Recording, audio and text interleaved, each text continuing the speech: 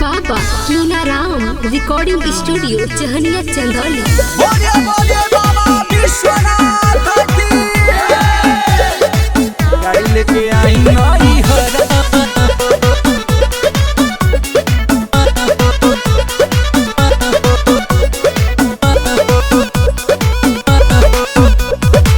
सुनाए गोलू देवरू मानला कहनामा रिमची मुबारक तेला देखा सवनामा सुनाए गोलू देवरू मानला कहनामा रिमची मुबारक तेला देखा सवनामा हमके घुमा दे देबू घरवा हो गेरुआ के साड़ी पहनी बैठल बानी गाड़ी लेके आई नई हरवा हो गेरुआ के साड़ी पहनी बैठल बानी गाड़ी लेके आई नई हरवा हो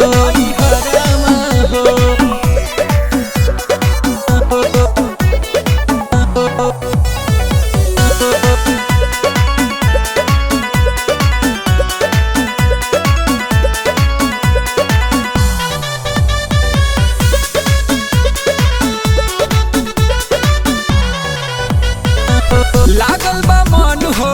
चढ़ल सावन हो भैया न बाटे तोहर घरवा घुमा दी देबू घरवा देवरू बाबा के नगरवा देवरू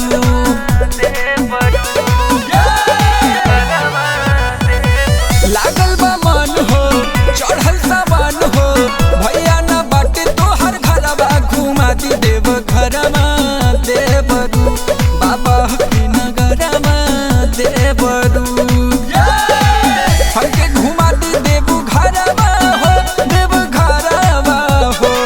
गेरुआ के साड़ी पहनी बैठल बानी गाड़ी लेके आई नई हरवा हो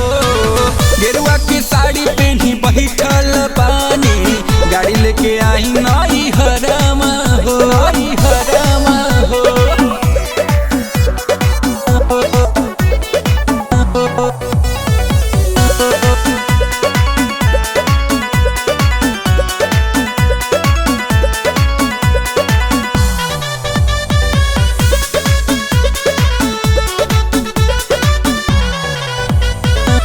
जाता रे लोग हो कहे तुक हो बिक्की सुधा कर जाया बोलत बाटे जय जय हो कान्हे खबर धय धय हो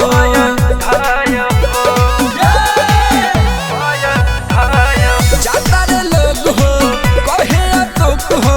बिक्की सुधा कर जाया बोलत बाटे जय जय हो कान्हे खबर धय धय हो हमके घुमा दे देबू घरवा हो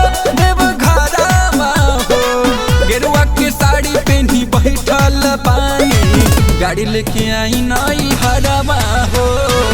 गेरुआ के साड़ी पहनी बैठल बानी